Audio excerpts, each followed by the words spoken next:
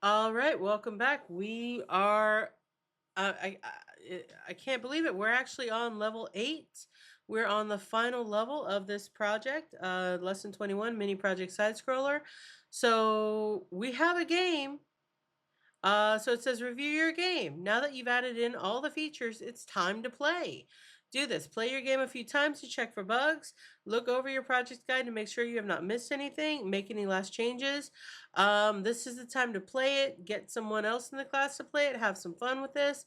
So this is the game that I made. And you'll notice I did make a last change, but I'm not going to show you what I did. And here's why. Remember how my frog was bouncing up and down and not having to touch the ground unless I just didn't click the button?